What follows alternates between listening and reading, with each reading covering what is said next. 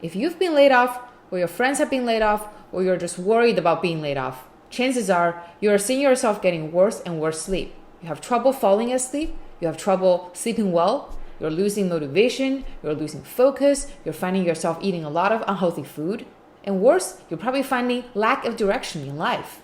If that's you, you're not alone. Today I'm talking to Yishan Xu, a Stanford-trained clinical psychologist and sleep therapist, and really understand what are the coping mechanisms we can take to make our life better and better, despite all those challenges we're facing. Let's get started. If you like the video, please subscribe. I'm just getting started, so that means a lot to me. Thank you.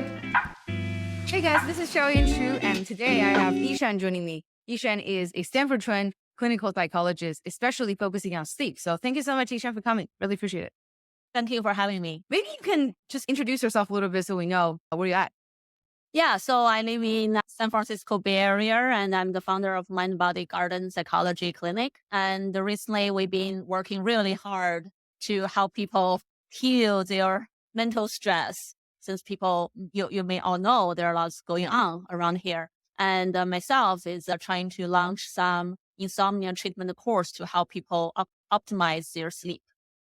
That's awesome. Yeah. So recently there's been a lot of massive layoff by Meta and Stripe. Sounds Amazon is going to lay off more people too. I'm assuming that you're seeing a lot of different things going on among your patients. What have you seen so far in terms of people's reaction? Yeah, people have different reactions, actually. Definitely, there are a lot of people are shocking and upset. Before the layoff, a lot of people would get up in the middle of the night, checking emails, worry for weeks or even months, right? And then the news finally come. So those who are laid off, some of them are really upset. And some of them really have to be busy to move on to how to survive next. And those who left over, who did not laid off, their life were not easy based on what I heard too. They are worried or they are busier. And just overall, I hear more stress on the head of everyone.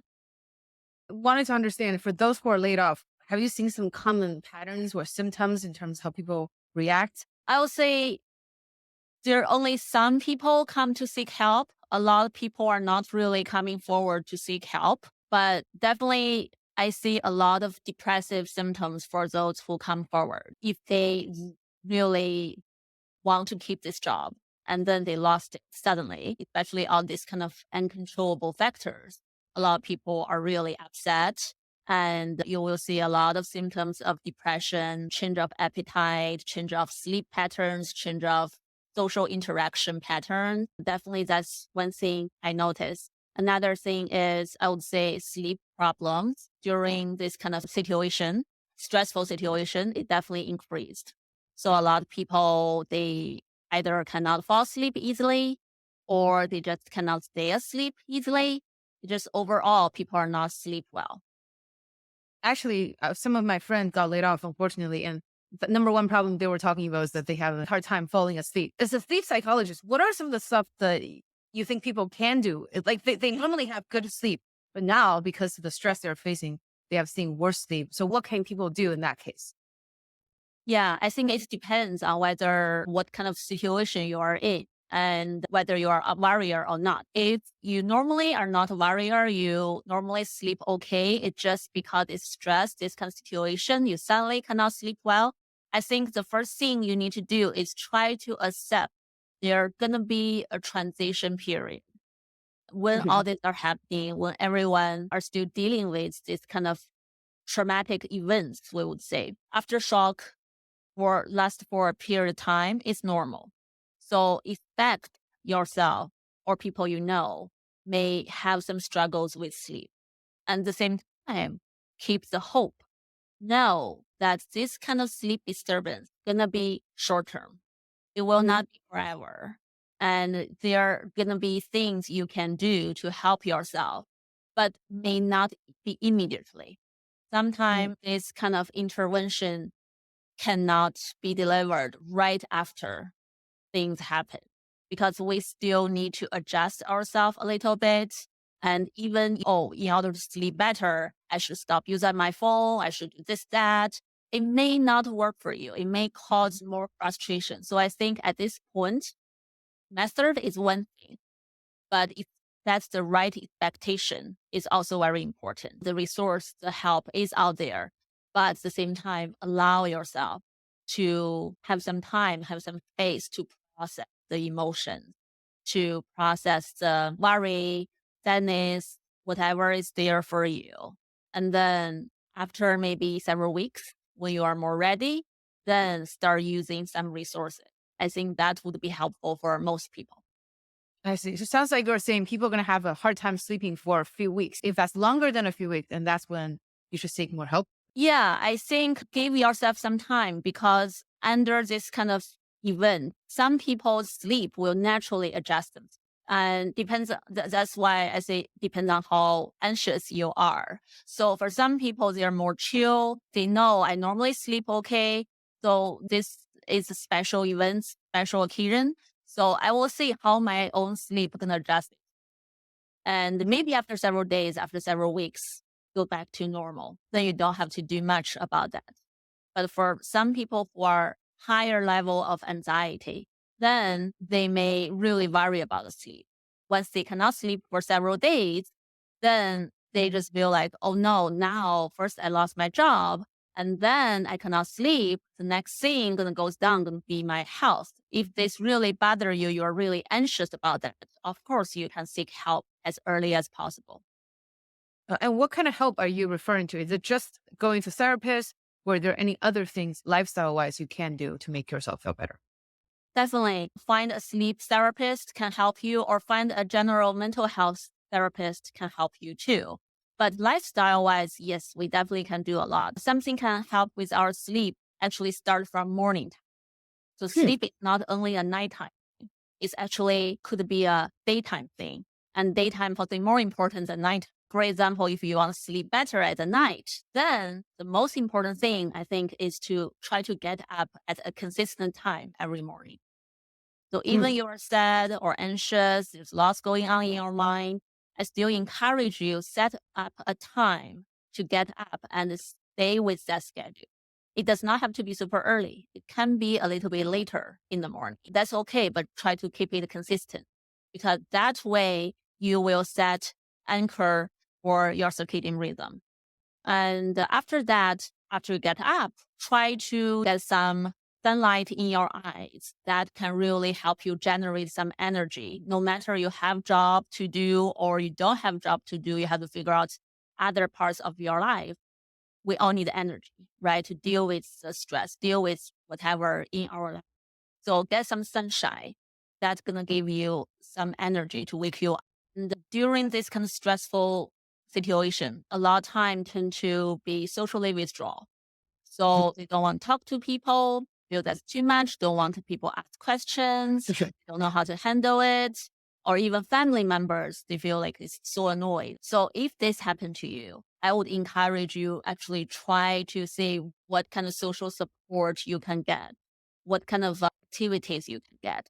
Activity including physical activity, even outside a little bit would be helpful, or walk around within the house, or try to have some kind of even minimum level of social interaction. Those kind of activities, physical activity and social activities, actually going to help you be more awake, be more energetic during the day. All this will help you feel more sleepy at night. And then it will help you fall asleep easier. And at night, of course, there's something you can do too. I think the most easy stuff to do is try to relax. Try to relax your body. You may not be able to relax your mind. It keep on running, thinking, right? But you possibly can relax your body. If you relax your body, then it's going to send a signal to the brain that you are safe, you are relaxed, and that's okay. And then your brain will make the brain nerves and it sends a signal back to your body and relax your body further. So it become a very positive loop. You build your own body and then eventually it can help with this. So it sounds like you're saying even if your mind is very anxious, by doing relaxing activities for your body, that will change your mind from thinking. Yeah, that still can help. Oh, wow, interesting. I want to maybe dig a little bit deeper into the social withdrawal because I'm seeing some friends, for example, their friends maybe got laid off. They don't know how to talk to the friend who got laid off. Should they still message that friend? Should they talk to that friend? What do you suggest is the best way of that perspective? Yeah, that's a very good question. I think it's a hard question too for everyone to manage because every single person is different, right? So if you are this person's friend, then try to think based on your knowledge of this person, what this person may need. Sometime after a big trauma, we need different things. So some people need some space just to be with themselves for a little bit. Some people want to just find people keep on talking to with. Everyone may need different things. I think if we are not sure if our friend did not tell us what they want, then we can always offer something very simple. Just tell them, I'm here for you. Okay. I have empathy for you. I heard what happened. I have empathy for you and I'm here for you. So if you need me, let me. I see. I think that's the simplest thing we can do. It does not feel like too pushy, but we do send out the message that please, if you want to reach out, I will be here. So when you want to reach out, consider me. I'm an option. How about those, let's say your spouse is impacted, where your spouse is feeling really stressful and you have to be in the same room, you have to do something. So what are the things you can do to make that person feel better? Yeah, I think the most thing possibly is what you cannot do. So even though your question is what you can do, because for spouse, we live so close, we could trigger each other so easily. So it's possibly more sensitive than a distant friend. So I think as spouse, what we want to really be mindful about is try to not see things in a critical way. Because family often would say things like, I know this is going to happen, or I told you should do what. If you listen to me, it's going to be much better. We have good intention. We have good intention to help our spouse or family members to avoid certain risks and to prevent certain negative consequences from happening.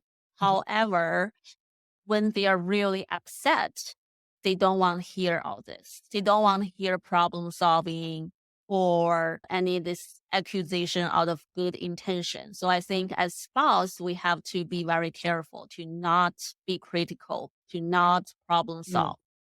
But what we can do actually is also similar. We can show support, right?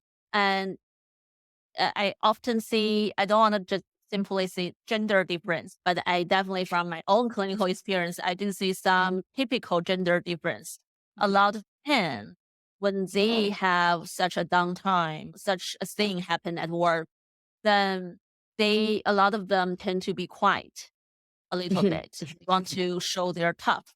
They don't want their family. They already feel like they disappoint their family, or they already have the stress that, oh, I cannot support the family financially as well as before. What should I do?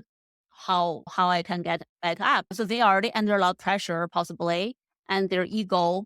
Then a lot of men, I know, they try to stay on their own and try to absorb, process all this on their own for a little. And for some women I met before, they like to talk more. And they don't want to get any problem solving statement back, right? They just let me talk. You just listen. Okay. Tell me what to do or what I shouldn't do.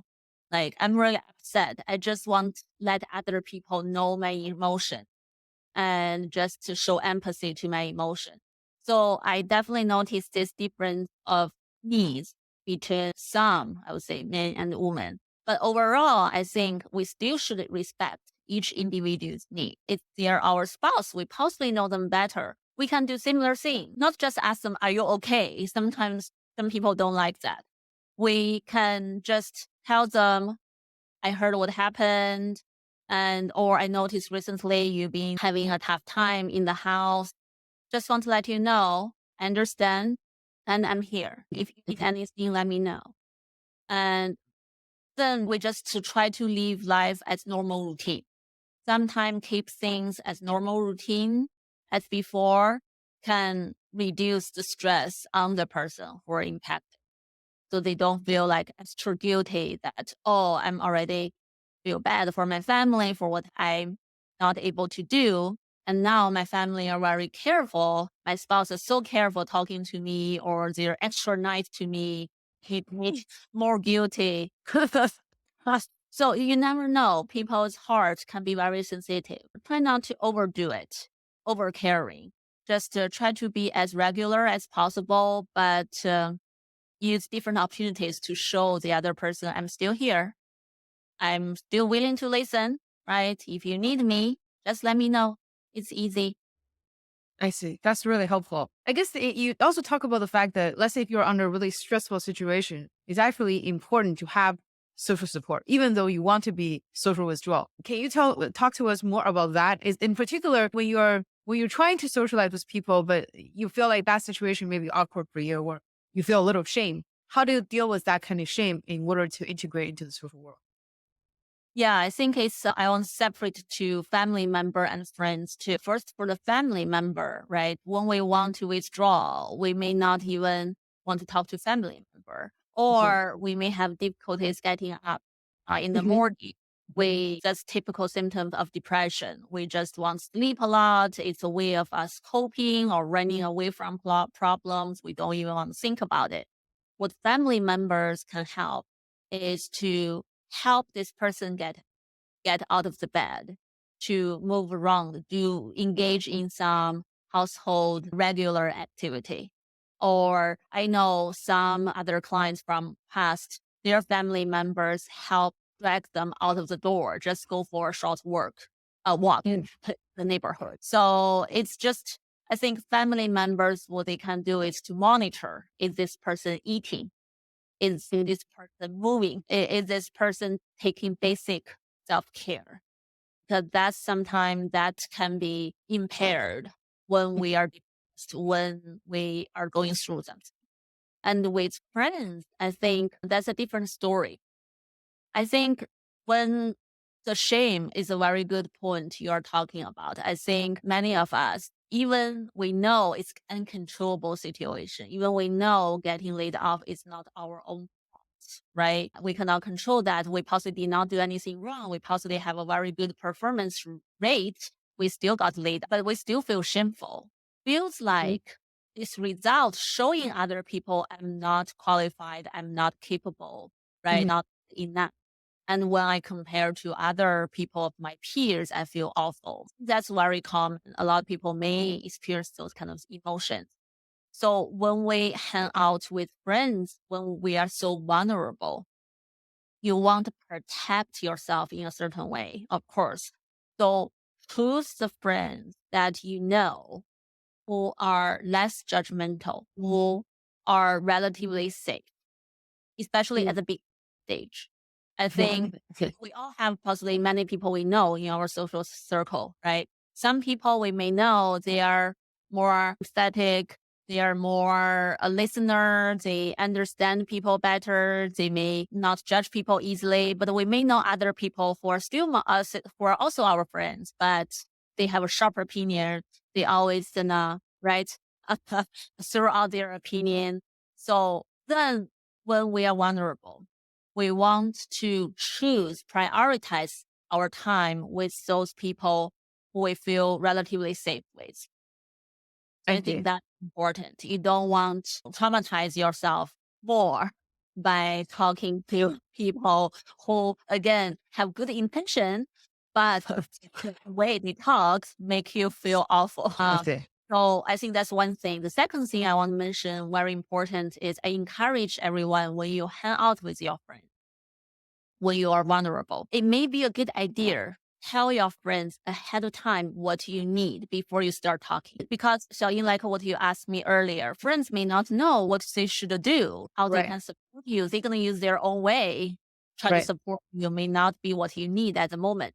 If you already decide, okay, I'm going to hang out, I'm going to meet these people, then before you talk, just let them know. Today, I just want to let you guys know, I just want to have a chance to talk. I just want to express myself. That if you guys can just listen and don't give me much suggestions, I would appreciate if you guys can just listen for a moment. So you can let me know if that's what you need. Or maybe some people want different things. They're like, oh, I know I should have left that company a long time ago, but I drag along until now. And I need you guys to really to criticize me or talk to me, give me some ideas. I need you guys bounce ideas for me. So if that's what you need, tell them. Then they know how to react. So I think when we choose to hang out with friends, remember we are the one who have the power, have the control. So we can decide who we want to hang out with. We can decide what kind of conversation we want to have with this friend. And remember, you can always leave. If your friends make you really uncomfortable, you can always leave. Okay, so it sounds like what you're saying is if you go to a social party and you meet people, but then now you're feeling stressed, it's actually totally okay to leave the party instead of forcing yourself to be there. Yeah, if we are vulnerable, we don't have to make anyone else happy. Learn how to honor our own need in certain moments. And in reality, if those people are really our friends, they would understand. Go Yeah, ahead. we don't have to leave. We can even verbally be assertive. That's another thing I see in a lot of Asian populations, cannot be assertive enough. We can be assertive to say, and thank you for telling me this, but what I need right now is really something else. What it Mm. is, exactly, right? Can we please try that? Or can we change it a little bit? We can try to be verbally assertive first. Let our friends know clear, okay, I don't like this. Can we change the topic or can we change the way we talk? And we can try that several times before we make a suddenly like stand up and leave. I Oh, see, they I can, see, I see. no matter what, it's okay. But they're really our friends. They of course would honor us, would respect that. If they don't, Mhm. reconsider. I see. One thing I also want to talk about is around motivation. A lot of my friends who were talking about this feels like recently they're losing some of the motivation because there's a lot of unknown. They feel like they just can't get self really motivated, energetic to work.